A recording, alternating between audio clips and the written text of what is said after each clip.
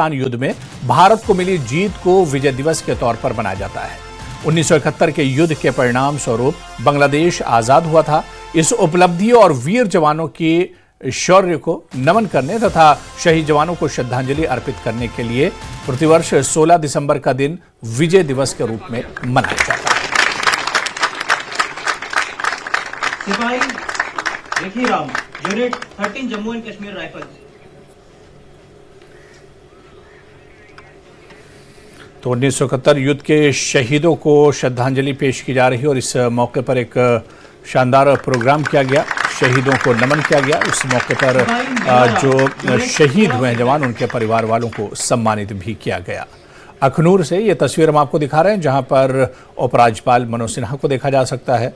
उमर अब्दुल्ला सरकार के वजीर भी इस मौके पर मौजूद थे और इस मौके पर आर्मी के जवान और जो बड़े अधिकारी हैं वो भी मौजूद थे।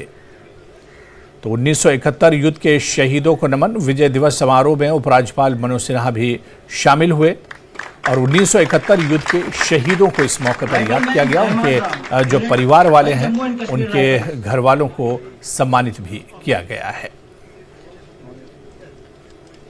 तो विजय दिवस समारोह में उपराज्यपाल मनोज सिन्हा भी पहुंचे।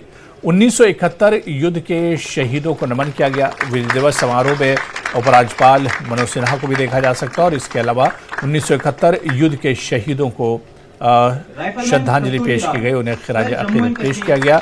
जो शहीदों के घर वाले हैं या जो इस जंग में शामिल रहे थे पूर्व सैनिक, उन्हें भी सम्मानित किया गया है और उनकी बहादुरी को सलाम किया गया।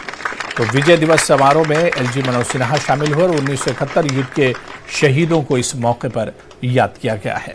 आपको बताते चलें कि जो रिटायर्ड फौजी हैं या ऐसे फौजी जो 1971 की जंग में शामिल रहे थे, वो भी इस समारोह में शामिल हुए, विजय दिवस में शामिल हुए और इस मौके पर एलजी मनोज सिन्हा ने ऐसे जवानों को सम्मानित किया या फिर ऐसे जवान जो शहीद हो गए हैं उनके घर वालों को भी सम्मानित किया गया है। अब मैं आप सभी से निवेदन। अगली खबर बिहार से है, जहां सीएम नीतीश कुमार की एक हरकत पर सियासी बवाल मचा हुआ है। सीएम नीतीश कुमार ने कल पटना में आयुष चिकित्सकों को नियुक्ति पत्र वितरण समारोह के दौरान एक मुस्लिम महिला डॉक्टर के चेहरे से उसका हिजाब हटा दिया था, जिसे लेकर महबूबा मुफ्ती ने बड़ा हमला बोला है। महबूबा मुफ्ती ने एक्स पर लिखा, नीतीश साहब शायद अब आपके लिए पद छोड़ने का समय आ गया है। उन्होंने लिखा कि नीतीश जी को पर्सनली जानने और उनकी तारीफ करने के